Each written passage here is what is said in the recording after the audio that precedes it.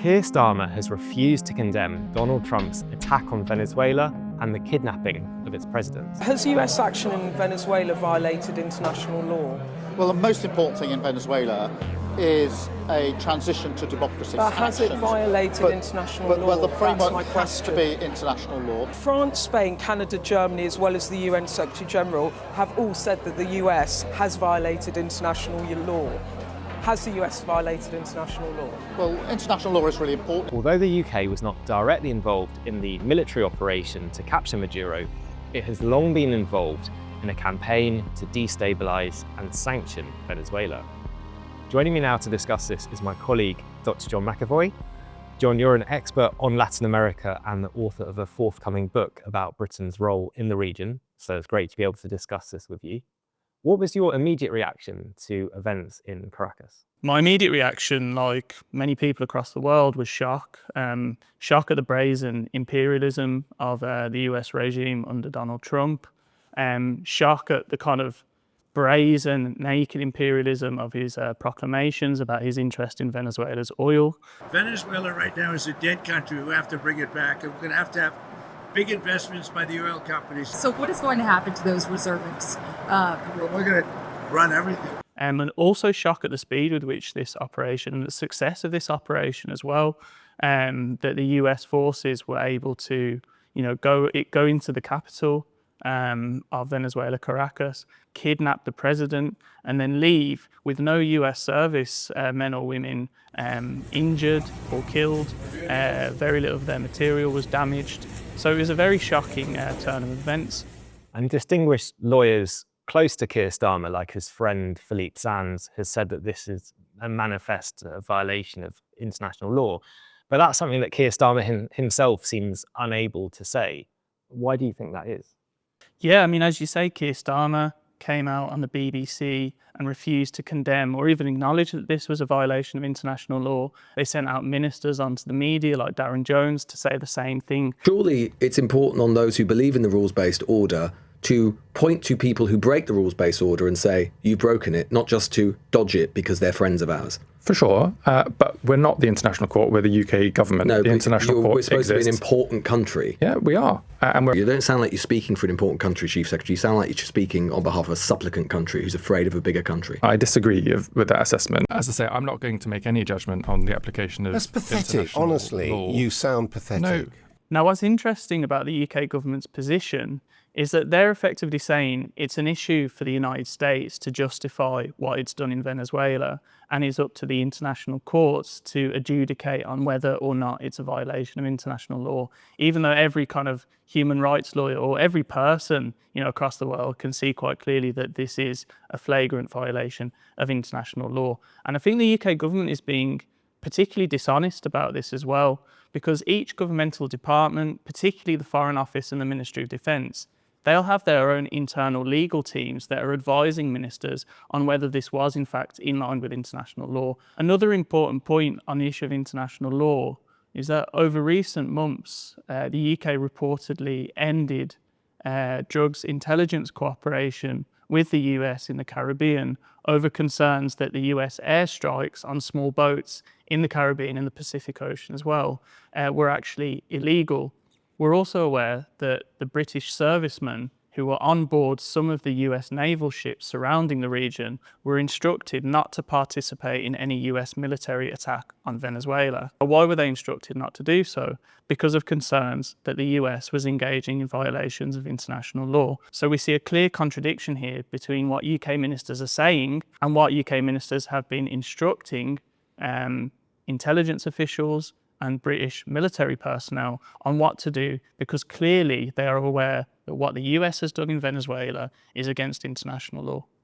And while UK government ministers are trying to distance themselves from making any judgment over the legality of what Donald Trump has done, they're quite keen to remind everyone of the human rights abuses and investigations into Nicolás Maduro, aren't they? I mean, this is what Yvette Cooper said in Parliament. yesterday. This was an authoritarian dictator who is being investigated by the International Criminal Court for crimes against humanity. And therefore, that is why the Prime Minister said we will shed no tears for the removal of Maduro. One of the main legs that she relied upon was an ICC investigation into Nicolás Maduro. And what she said was that this investigation effectively justified the kidnapping of the foreign head of state. Now, if you apply, now this is just an investigation at this point, there are no arrest warrants. Now, if you compare this approach to the UK government's position on the ICC arrest warrants for Benjamin Netanyahu and Yoav Gallant, who have been overseeing a genocide in Gaza, you can see the clear double standards, right? Is the UK going to go in and support the kidnapping of Benjamin Netanyahu from Tel Aviv? Clearly not. So the UK government is effectively picking and choosing when an ICC investigation is worthy of attention and respect. When it comes to Israel, it's effectively not. When it comes to Venezuela, they're putting a lot of onus on it. And I think it's clear that the UK is giving Trump a degree of sort of political cover by not calling out the illegality, what he's just done. But there's more to this story, isn't there, about what the UK's been doing in the years leading up to this to try and achieve this outcome. Perhaps they hadn't envisaged this method, but removing Maduro. Yeah, absolutely. And you can see that in Keir Starmer's statements when he says the UK has been supporting the transition of power in Venezuela for some years. And when he says that, he's not just speaking theoretically. The UK government has been kind of quietly sponsoring Washington's regime, and particularly Trump's regime change efforts in Venezuela, going back about at least 6 years now. And the key episode of this was when Juan Guaidó, a Venezuelan opposition figure, relatively unknown even in Venezuela at the time that he pronounced himself president in January 2019. The US put a lot of pressure on the UK government to recognise Guaidó and act accordingly. And one of the key things that the UK government did at this time in 2019 was to freeze over $2 billion worth of Venezuelan gold that was being held in the Bank of England. The discussions that went on between then Foreign Secretary Jeremy Hunt and his US counterparts are quite interesting. I mean, according to John Bolton, the former US National Security Advisor, Jeremy Hunt was delighted to freeze Venezuela's gold in support of Washington's coup efforts. And that gold, it remains frozen today. But back in 2021, during the COVID-19 pandemic, the UN Special Rapporteur on the negative impact of unilateral coercive measures, Alina Duhan, she consistently and repeatedly demanded the UK government to release that gold so the Venezuelan government could pay for medicine, could pay for effectively humanitarian goods, and including food as well for the Venezuelan population. And the UK government repeatedly refused to do so. And this wasn't the only way that the UK government contributed to Trump's regime change efforts in Venezuela. I mean, it wasn't just freezing the gold, it wasn't just recognising Juan Guaidó. The Foreign Office also set up a secret Venezuela reconstruction unit, effectively designed to plan for the day after Maduro's removal. Now, the Venezuela reconstruction unit wasn't, publicly acknowledged by the UK government, it wasn't revealed in Parliament. The Venezuelan government said they had not been told about it neither, and it's not surprising why. They were meeting with Juan Guaidó in London in January 2020.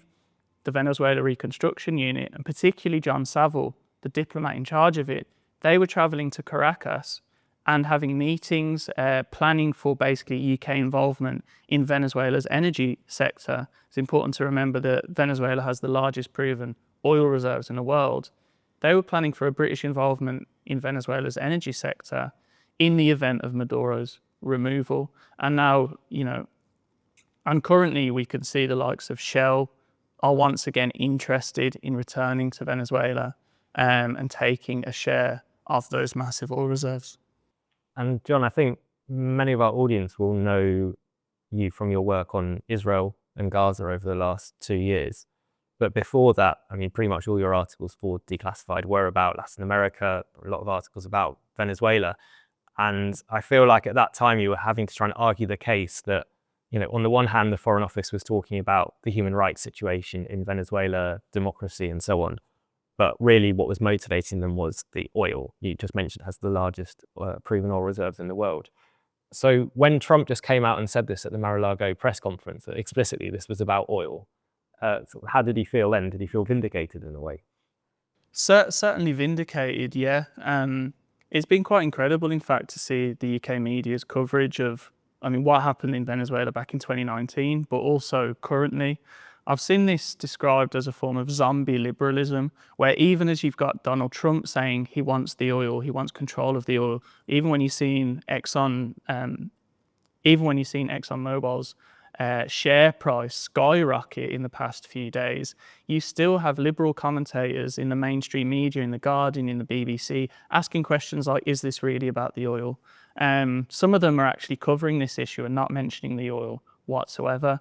One of the more interesting things about the BBC in this most recent episode of US interference in Venezuela was that the BBC editors were instructing journalists to refer to the kidnapping of Maduro as a capture, not a kidnapping. They explicitly said, do not refer to this as a kidnapping, when the world can see very clearly that this is a kidnapping.